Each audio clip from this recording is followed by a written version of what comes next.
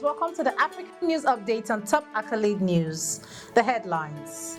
Kenya's Deputy President Rigathi Gachagua faces historic impeachment proceedings. Japan offers support to boost Ghana's automotive industry. Iran and Tanzania strengthen economic ties ahead of joint gathering. Turkish firm secures $3 billion railway project in Uganda.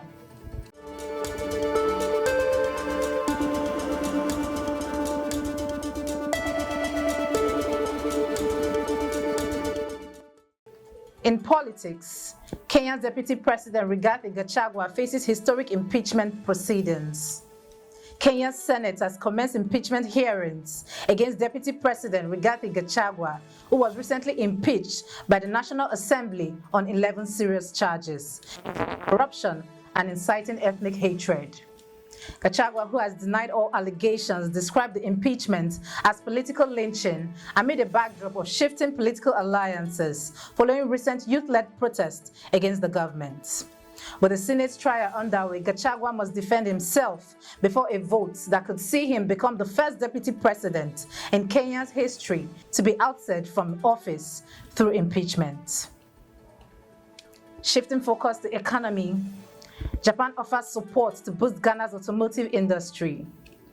To enhance Ghana's automotive sector, Japan has announced its readiness to assist in developing a competitive automotive industry in the country.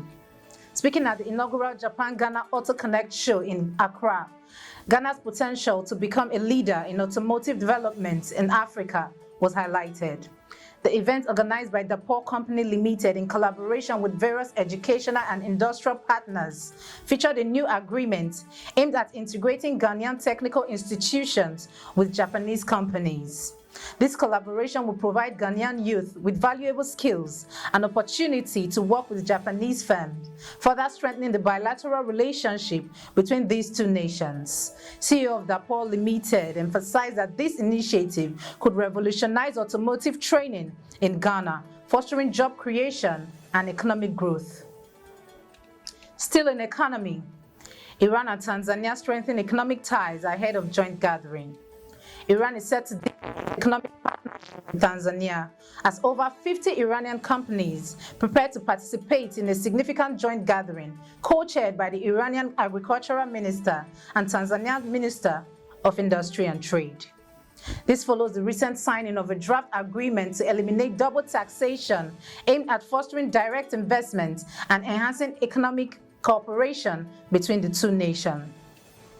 Economic experts believe these efforts could significantly boost trade, potentially increasing Iranian trade with Africa from $1.2 billion to $10 billion in the coming years. This initiative underscores Iran's commitment to expanding its presence in East Africa despite past sanctions and challenges.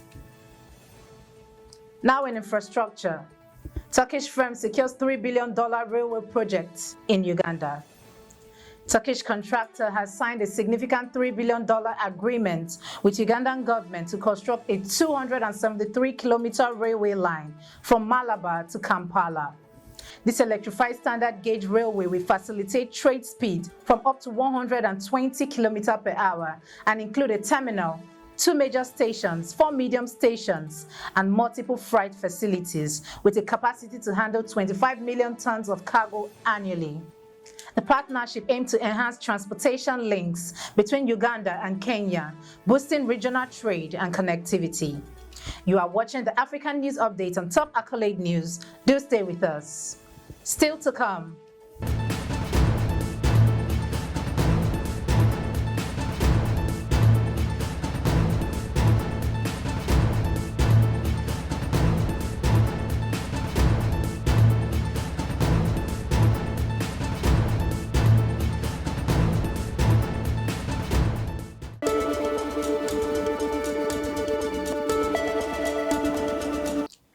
Thanks for staying with us. In labor, Zimbabwe's teachers' union slammed government over misleading salary increase announcements. The Amalgamated Rural Teachers Union of Zimbabwe has condemned the government for misleading civil servants about a supposed salary increase in US dollars. despite announcement of a $40 raise, the increase will actually be paid in local currency at a prevailing exchange rate at that time, leaving many civil servants in debt after borrowing money in anticipation for a dollar-based raise. The union criticized state media for spreading misinformation and highlighted that while the government initially promised salary adjustments in US dollars, it has instead opted for local currency payments amid economic challenges. The situation underscores ongoing frustration among civil servants regarding their compensation and the government's handling of wage negotiations.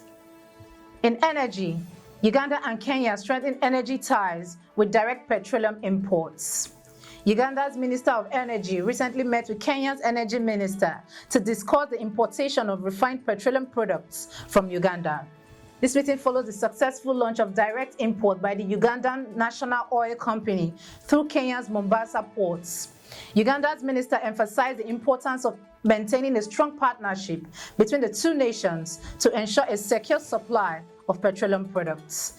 The collaboration is seen as a significant milestone for Uganda, enhancing energy security and cooperation in the region. Now in entertainment, Chris Brown vows to perform in South Africa.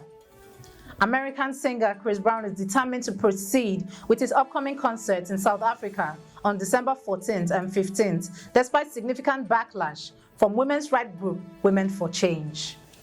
The organization has launched a petition calling for the cancellation of his shows at Johannesburg FNB Stadium, citing his history of violence against women, including a 2009 conviction for assaulting Rihanna. The petition has gathered over 30,000 signatures. In response to the controversy, Chris Brown took to social media, expressing excitement about his South African performance and sharing a photo featuring local prints. The situation continues to stir debate as the concert approaches. In sports, Angola secures spot in CAN 2025 with 1-0 victory over Niger. The Angola national football team has officially qualified for the African Cup of Nations after a narrow 1-0 victory against Niger in the fourth round of Group F qualifying. The decisive goal came from Zini just 1 minute into the match, held in Morocco.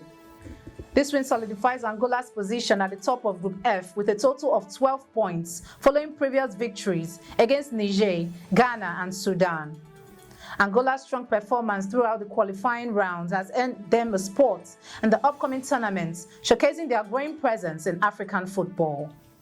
That concludes our African news update for today. Stay tuned for more African news and developments. Thanks for joining us. I am Okocha Ojo-Arumi. Connect and engage with us on all our social media handles. Do have a wonderful day.